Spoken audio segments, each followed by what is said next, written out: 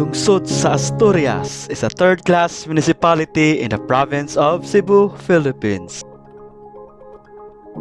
And it is located northwestern part of island of Cebu.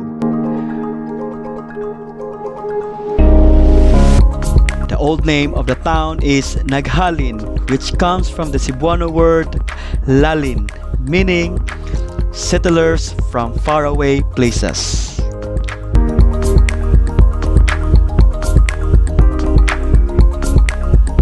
Ang usa sa ilang main attraction mao ang Buswang Lake.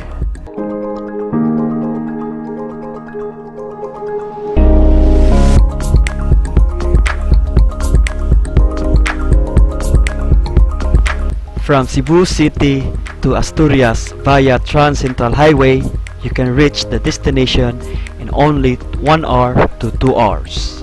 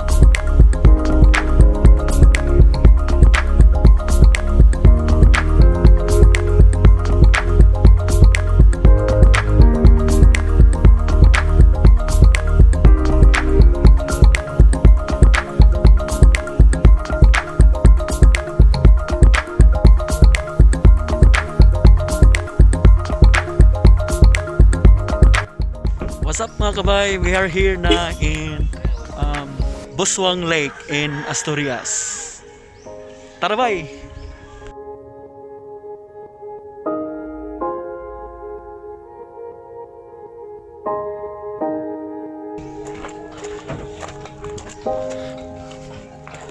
Wow! Have restaurants. Welcome to Buswang Lake House Resto Bar. It's now open. Live ka? Yeah.